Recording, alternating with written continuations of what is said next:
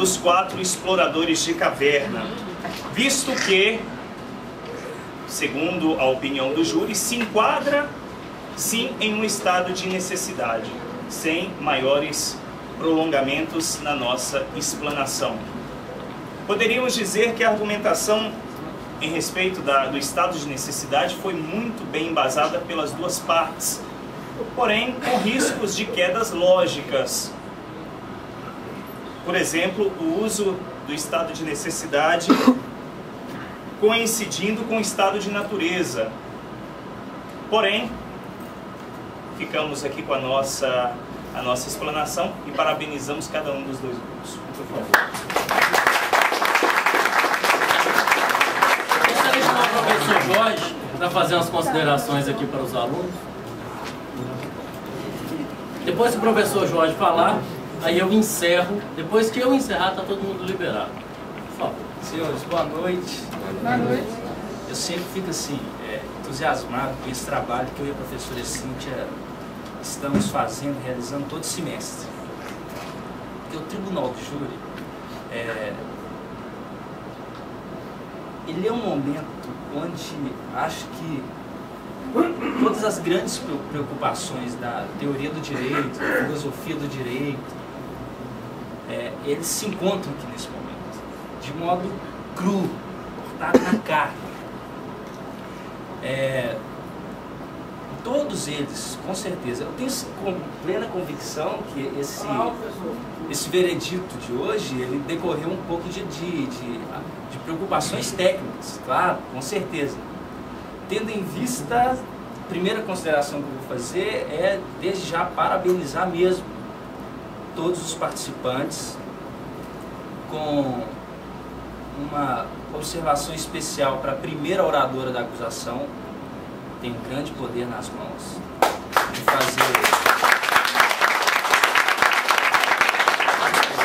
fazer coisas boas, mas também de fazer coisas ruins, né? O poder é dupla face. O segundo orador da defesa também teve um mérito da lógica. Acho que faltou um pouco de impostação pessoal, não chegar para pedir, chegar para ensinar mesmo, mostrar. Mas já fica desde já os meus parabéns. Esses dois eu deixo de modo especial assim, a minha atenção, de ter observado assim, muita atenção mesmo à disposição de vocês dois. Bom, eu tenho a dizer algumas coisas a respeito do júri que sempre digo no final dos trabalhos. Por que o júri reúne várias questões? Porque o júri, via de regra, ele se dissocia muito, largamente da verdade. Por que da verdade? Pelo seguinte, veja bem, se vocês prestarem atenção, o final do júri está completamente vinculado ao sucesso profissional de quem está aqui, ou acusando, ou defendendo. O que isso não tem nada a ver com a verdade dos fatos. Então, via de regra, se você tem um defensor melhor, que sabe fazer uma melhor defesa, tem mais técnica na defesa, é mais lógico, é mais racional, consegue mexer com a razão, mas também com a emoção do júri, ele vai ter uma decisão a seu favor. E eu pergunto, o que é isso? O que isso tem a ver com a realidade? Absolutamente nada. Só quer dizer que aquele é o melhor profissional. Só que na hora de decidir não vem, este é o melhor profissional, vem vocês, condenados ou absolvidos. Percebe? E por que isso? Gosto sempre de repetir isso. Por que está lá a competência do tribunal, do júri? Para julgar crimes dolosos contra a vida, crimes de comoção social, onde eu vou colocar um bocado de gente que não sabe nada, ou sabe muito pouco sobre o crime, para julgar no lugar desse cidadão aqui. 5 anos dentro da escola, mais não sei quantos anos estudando para o concurso público dele, vendo esses casos toda hora, estudando história, vendo os erros do judiciário, e eu vou dizer, não, você que é mais qualificado, você não vai julgar. Entrega aqui para esse pessoal, deixa ele fazer o que quiser. Por que o Estado faz isso? Por que o Estado faz 10 golpe na sociedade e coloca ela para voltar contra si mesmo? Lógico que ele não quer insurgência. O Estado não quer que o juiz absolva o sujeito e o pessoal sai na rua. O Estado é picareta, absolveu um bandido, um assassino. Então diga aí, ó, façam o que quiserem. Como fizeram com Jesus. Quer botar na cruz? Quer condenar? Pode fazer. É seus. Como tem comoção, é seus. Para mim não importa a realidade, a qualidade da decisão. Importa não insurgência. E aí, nesse joguinho de não insurgência, o veredito vai para quem veio aqui e se apresentou melhor. Eu tenho uma plena convicção que se o júri, essa apresentação, fosse real, talvez a acusação tivesse levado a melhor. Porque acho que seguiu bem aquilo que a gente conversou em sala, tiveram preocupação de dizer, acho que eles conseguiram perceber, foi mais lógico, tem um roteiro, seguiram o roteiro. Claro que não vou fazer muita crítica, porque são alunos de primeiro período, mas a tipificação do crime está errada, não tem parágrafo primeiro e segundo ali, segundo e terceiro, muito complicado. O estado de necessidade se configura.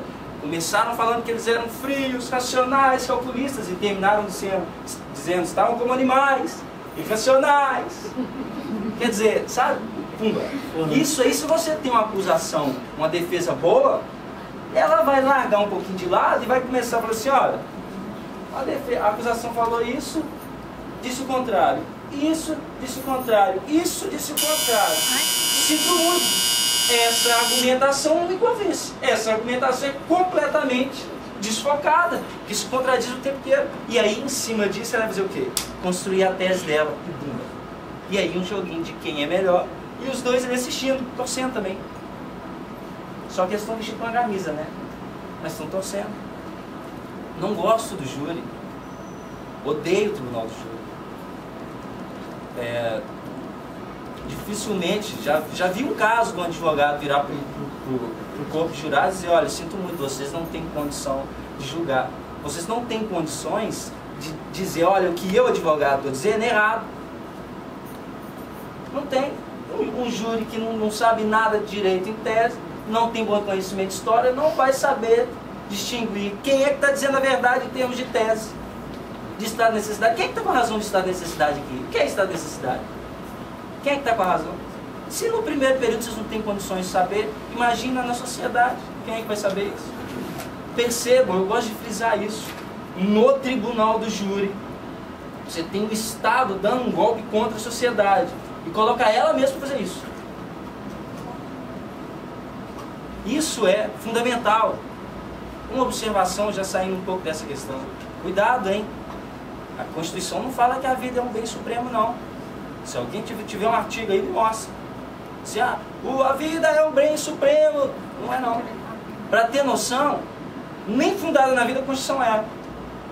Quais são os imperativos que fundam uma democracia? Quais são os imperativos do Estado moderno, do iluminismo? Quais são? Liberdade, igualdade, fraternidade. Vida sem liberdade, sem igualdade, sem fraternidade, sinto muito, não é vida. Vida só ganha sentido a partir desses três postulados básicos. Essa é uma questão que sempre é fundamental, porque o aluno de direito é levado a esse tipo de noção. Bom, tirando essas considerações sobre a ilegitimidade do tribunal do júri, completa ilegitimidade, quando acusa, quase sempre acusa sem quando condena, quase sempre condena sem fundamento. Quando absolve, algumas vezes também sem fundamento. Que bom que absolveu às vezes, mas às vezes sem fundamento, e esse é o perigo. Bom, feitas essas considerações, o direito penal é sempre o ramo de direito de maior responsabilidade. Não é uma indenizaçãozinha que você vai pagar, ficar um ano pagando, sujar o seu nome, não. Direito penal não é isso. Direito penal é restrição da liberdade, é estigma social, quase há de infinito. No quinto período, quando vocês estiverem no quinto período, a gente tem a disciplina Direito Penal 1, é a mais importante do